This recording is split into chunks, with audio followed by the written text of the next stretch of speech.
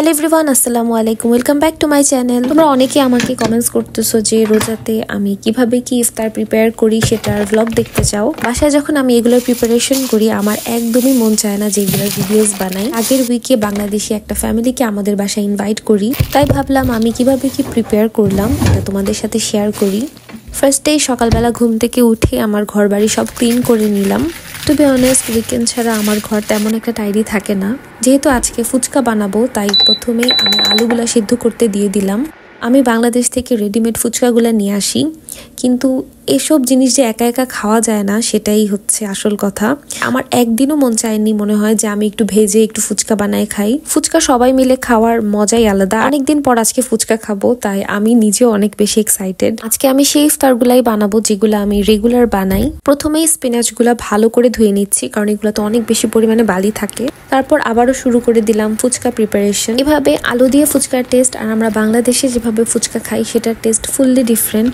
ফুচকা মামাদের মতন তো সেরকম মজা হবে না, কিন্তু জাস্ট মোটামুটি খাওয়া যাবে। অনেকে এরকম কাঁচা আলুর ভর্তাটা খায়, কিন্তু আমার আলু চপ বলো ফুচকাতে বলো এভাবে বাগার দেওয়াটা খেতে খুবই ভালো লাগে। কড়াই আমি অল্প একটু তেল নিয়ে ওটাতে পেঁয়াজ আর মরিচ দিয়ে দিলাম।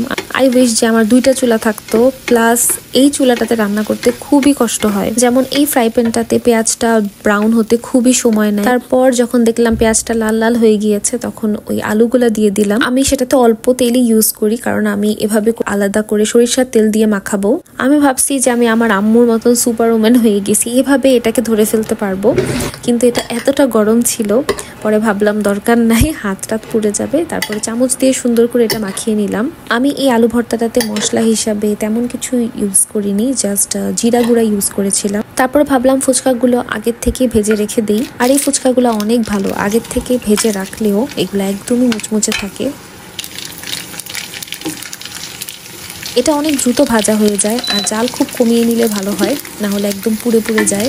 এখানে অনেকগুলো ফুচকাই আছে যেগুলো ফুলে না, আবার অনেকগুলা ফুলে।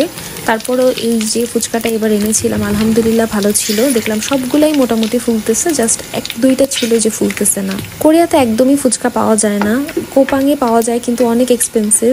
আর বাংলাদেশ থেকে নিয়ে আসলে তো এরকম করে খুবই ভালো, জাস্ট খালি ভেজেই খাওয়া যায়। আর পিওর বাংলাদেশি মামাদের হাতের ফুচকা খেতে হলে তো বাংলাদেশেই যেতে হবে, ওটা কারো হাতে বানানো পসিবল না।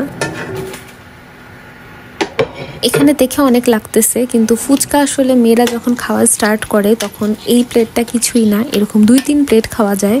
আমি ভাবলাম যে যেহেতু আমরা ইফতার করে তারপর ফুচকাটা খাবো, তাই এখন অল্প একটু ভাজি, পরে যদি আমাদের আরও খেতে মন চায় তখন আমরা আরও ভেজে নিব।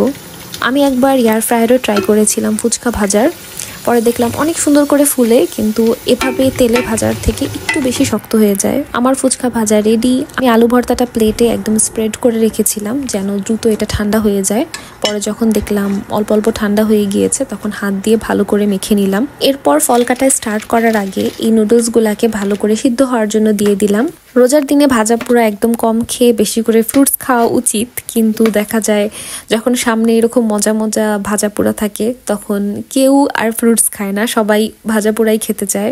এরপর স্ট্রবেরিগুলা ভালো করে ধুয়ে নিলাম। স্ট্রবেরি এত দ্রুত নষ্ট হয়, মানে একদিন আনলেই দেখা যায় তার পরের দিনই একটু নষ্ট নষ্ট হয়ে যায়। এখানে আমি জাপচে বানানো স্টার্ট করে দিই। ফার্স্টে একটু তেলের মধ্যে আমি ম্যারিনেট করে রেখেছিলাম চিকেনের ব্রেস্ট পিসগুলা, জাস্ট লবণ, আদা রসুন বাটা, হলুদ আর জিরা এগুলা দিয়ে। আর কেউ চাইলে সয়া সস দিতে পারে, আমার বাসায় ছিল না দেখে আমি দেইনি। চিকেনগুলা ভাজা হয়ে গেলে এটাতে আমি স্পিনাচ দিয়ে দিই, পালং শাক, আর অল্প একটু লবণ দেই। তারপর ভালো মতো নাড়াচাড়া করতে থাকি। এরপর যে নুডলসগুলো আমি আগের থেকে সিদ্ধ করে ঝরিয়ে রেখেছিলাম সেগুলা দিয়ে দিই। একটা টিপস আমি আমার আম্মুর কাছ থেকে শিখেছি, আমরা যখন নুডলস সিদ্ধ করে ঝরিয়ে আলাদা করে রেখে দেই তখন দেখা যায় কিছুক্ষণ রাখলেই নুডলসটা একদম জমাট বেঁধে যায়।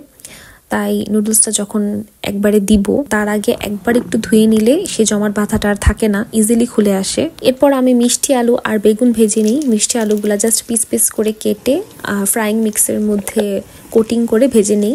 বেগুনগুলা ফ্রাইং মিক্সে দেওয়ার আগে জাস্ট অল্প একটু হলুদ আর লবণ দিয়ে মাখিয়ে রাখি। এই জিনিসগুলো আসলে বানানো খুবই ইজি, যত কঠিন রেসিপি আছে সেগুলো আমি পারি না, এরকম টুকটাক সিম্পল জিনিসগুলাই পারি। আমরা ইফতার করার পর মজা করে ফুচকা খাই, কিন্তু ফুচকাগুলো বেশি খাওয়া যাচ্ছিল না, কারণ নর্মালি বাংলাদেশের ফুচকা যেমন অনেক বেশি পাতলা হয়, এটা ওইটার তুলনায় একটু মোটা। তাই দেখা যায় 2-3টা খেলেই তারপর তালু ছিলে যায়। এরপরেও আমি মজা করে অনেকগুলা ফুচকা খেয়ে নিয়েছি। আমার চিকেন রান্না করাটা অর্ধেক ইফতারির আগে এবং অর্ধেক ইফতারির পরে হয়েছিল, কিন্তু সবাই এত বেশি পরিমাণে ফুল ছিল পরে খাওয়া হয়নি। আর আমার শুধুমাত্র এই ইউটিউব চ্যানেলটা আর ফেসবুক পেজ যেটা ইউটিউব বায়োতে দেওয়া সেটাই আছে। So that's all for today. See you in my next video and don't forget to subscribe. Allah Hafiz. Bye bye.